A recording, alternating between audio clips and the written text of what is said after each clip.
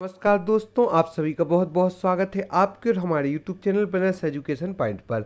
जैसा कि आप सभी को ज्ञात है कि कल के दिन हमने एक अपनी महत्वपूर्ण PDF को आपके मध्य रखा है जिसमें 1000 प्रश्नों का समावेश है।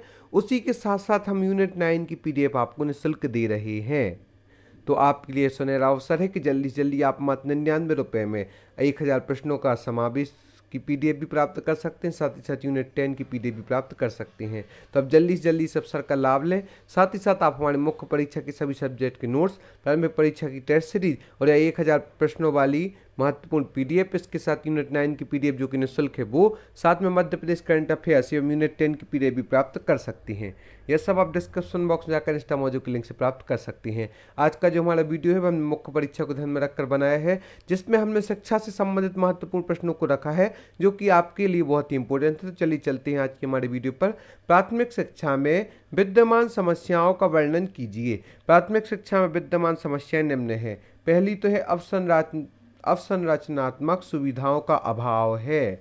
दूसरा है विद्यालयों की अप्रियता है, बच्चों का विद्यालय के प्रति रुझान नहीं है।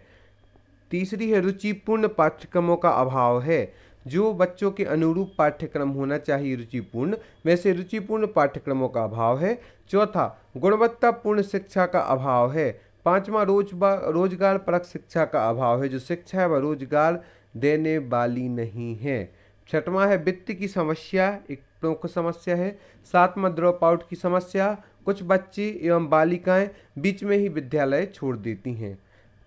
आठवां है शौचालय व पेयजल की समस्या। कई विद्यालयों में शौचालयों की व्यवस्था नहीं होती एवं पेयजल की भी, शुद्ध पेयजल की व्यवस्था नहीं होती है।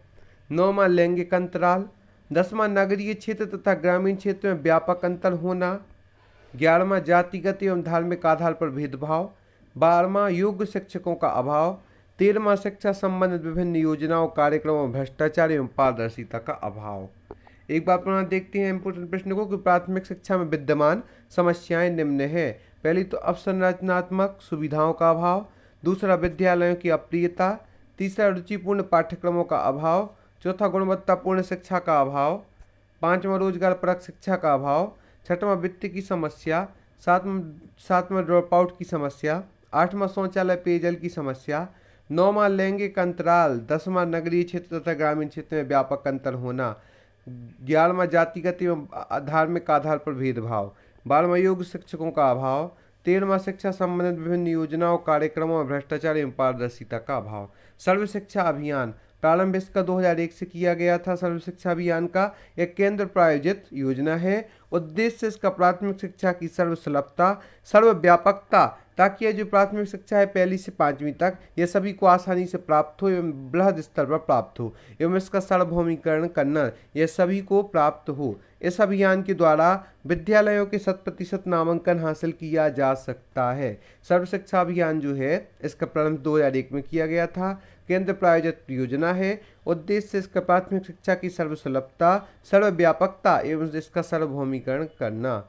इस अभियान के द्वारा विद्यालयों के 100% नामांकन हासिल किया जा सकता है। उच्च शैक्षणिक संस्थानों के प्रकार, यह भी एक महत्वपूर्ण प्रश्न है, इसके बारे में भी चर्चा करते हैं। उच्च शैक्षणिक संस्थानों के प्रकार, तो प्रकार इसके 5 प्रकार से बताए गए हैं। पहला तो है केंद्रीय विश्वविद्यालय। दूसरा राज्य विश्वविद्यालय। तीसरा निजी विश्वविद्यालय। चौथा डीम्ड विद्यालय और 5वां है राष्ट्रीय महत्व के संस्थान। तो इन पर हम बृहद चर्चा करेंगे। केंद्रीय विश्वविद्यालय के अंतर्गत संसद के अंतर्गत अधिनियम पारित कर स्थापित, जिनका वित्तीय प्रबंधन पूर्णतः केंद्र सरकार के जिम्मे हो, वह केंद्रीय विश्वविद्यालय कहलाते हैं। एक बार पुनः संसद के अंतर्गत अधिनियम द्वारा पारित, स्थापित, जिनका वित्तीय प्रबंधन पूर्णतः केंद्र सरकार के जिम्मे हो, केंद्रीय विश्वविद्यालय कहलाते हैं। यहाँ पर हम आपको पुनः जानकारी दे दें कि आप हमें फेसबुक पर, यूट्यूब पर, इंस्टाग्राम पर, टेलीग्राम पर ही फॉलो कर सकते हैं। टेलीग्राम पर आप हमें फॉलो करके हमारी क्विज एवं महत्वपूर्ण PDF आदि प्राप्त कर सकते हैं। साथ ही साथ डिस्क्रिप्शन बॉक्स जाकर इंस्टा मौजूद के लिंक से आप हमें मुख्य परीक्षा के नोट्स जो कि हैंड रिटन है, टॉपर्स के द्वारा बनाए गए हैं, प्रारंभिक परीक्षा की टेस्ट सीरीज एवं जो हमारी विशेष PDF आई है 1000 प्रश्नों की, जिसके साथ यूनिट 9 की PDF निःशुल्क मिल रही है, उसे भी आप प्राप्त कर सकते हैं। एवं मध्य प्रदेश करंट अफेयर्स की विशेष PDF भी प्राप्त कर सकते हैं। आगे चलते हैं राज्य विश्वविद्यालय। राज्य सरकार द्वारा विधान पारित कर स्थापित जिनके वित्तीय प्रबंधन का जिम्मा राज्य सरकार के नियंत्रण में हो राज्य विश्वविद्यालय कहलाती हैं। राज्य सरकार द्वारा विधान पारित कर स्थापित जिनके वित्तीय प्रबंधन का जिम्मा राज्य सरकारों के नियंत्रण में हो राज्य विश्वविद्यालय कहलाती हैं। निजी विश्वविद्यालय निजी क्षेत्र के द्वारा या कुछ व्यक्तियों के द्वारा स्थापित जिन्हें विश्वविद्यालय के रूप में मान्यता भारत सरकार के नियामक संस्थानों द्वारा प्रदत्त होती है वह निजी विश्वविद्यालय कहलाती हैं। निजी क्षेत्र के द्वारा या कुछ व्यक्तियों के द्वारा स्थापित जिन्हें विश्वविद्यालय के रूप में मान्यता भारत सरकार के नियामक संस्थान द्वारा प्रदत्त की जाती है वह निजी विश्वविद्यालय कहलाती हैं। डीम्ड विश्वविद्यालय डीम्ड एक दर्जा है जो यूजीसी के द्वारा किसी भी शैक्षणिक संस्थान को उनकी गुणवत्ता के आधार पर प्रदान किया जाता है।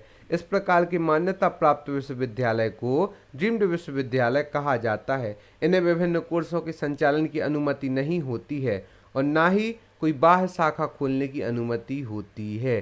डीम्ड विश्वविद्यालय के अंतर्गत ऐसा विश्वविद्यालय है डीम्ड एक दर्जा है जो यूजीसी के द्वारा किसी भी शैक्षणिक संस्थान को उसकी गुणवत्ता के आधार पर प्रदान किया जाता है। इस प्रकार के आधार पर प्रदान किया जाता है इस प्रकार की मान्यता प्राप्त विश्वविद्यालय को डीम्ड विश्वविद्यालय कहा जाता है।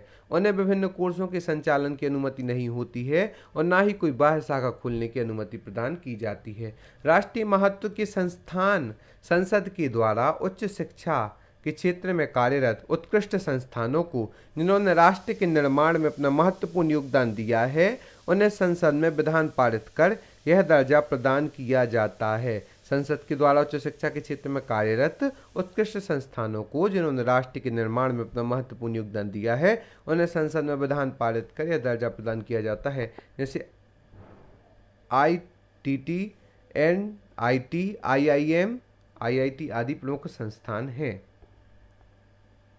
इसके बाद का जो हमारा महत्वपूर्ण प्रश्न है केंद्रीय शिक्षा सलाहकार परिषद इसका गठन 1920 में किया गया था किंतु इसका गठन 1923 में हुआ था और 1935 में पुनः अस्तित्व में लाई गई। केंद्रीय शिक्षा सलाहकार परिषद 1994 तक अस्तित्व में रही है। महत्वपूर्ण योगदान 1986 में निर्मित राष्ट्रीय शिक्षा नीति में संशोधन केंद्रीय शिक्षा सलाहकार परिषद के द्वारा ही किया गया था। इसकी कार्य केंद्र व राज्य सरकार को शिक्षा से संबंधित क्षेत्रों के बारे में सुझाव देना इसका प्रमुख कार्य है। केंद्रीय शिक्षा सलाहकार परिषद की अनुशंसा पर ही भारत सरकार द्वारा भारत शिक्षा कोष की स्थापना की गई है। केंद्रीय शिक्षा सलाहकार परिषद द्वारा भारत सरकार को कई सुझाव शिक्षा के व्यापक प्रचार प्रसार के लिए दिए गए हैं।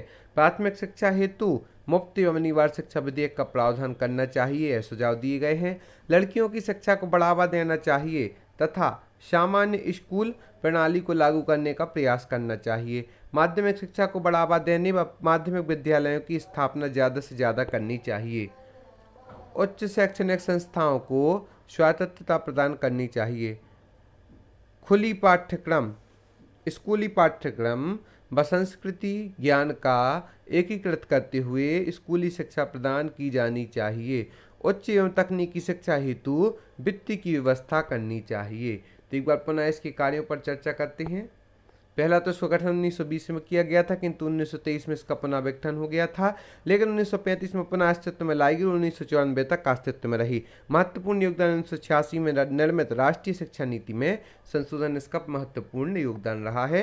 2004 में पुनर्गठन किया गया था और इसकी हम कार्यों पर चर्चा करते हैं। जो सुझाव इसने भारत सरकार को भारत शिक्षा कोष की स्थापना में दिए हैं वह हैं केंद्रीय शिक्षा सलाहकार परिषद द्वारा भारत सरकार को कई सुझाव शिक्षा के व्यापक प्रचार प्रसार के लिए दिए गए थे जिनमें पहला है प्राथमिक शिक्षा हेतु मुफ्त और अनिवार्य शिक्षा विधेयक का प्रावधान करना चाहिए। लड़कियों की शिक्षा को बढ़ावा देना चाहिए तथा सामान्य स्कूल प्रणाली को लागू करने का प्रयास करना चाहिए। माध्यमिक शिक्षा को बढ़ावा देने व माध्यमिक विद्यालयों की स्थापना ज़्यादा से ज़्यादा करनी चाहिए।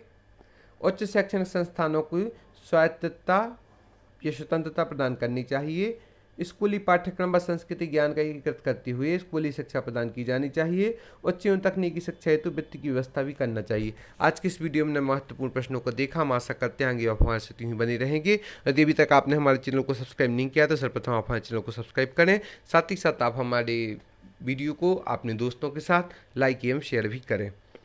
यहाँ पर हम आपको पुनः जानकारी दे दें कि आपके लिए सुनहरा अवसर है, जिसमें आप हमारे लिए 1000 प्रश्नों की PDF और साथ ही साथ यूनिट 9 की PDF मात्र 99 रुपये प्राप्त कर सकते हैं। तो आप जल्दी से जल्दी इंस्टा मोजो पर जाएं और हमारी PDF को प्राप्त करें। साथ ही साथ मुख्य परीक्षा के नोट्स, प्रारंभिक परीक्षा की test series, Madhya Pradesh current affairs एवं यूनिट 10 की PDF भी प्राप्त करें।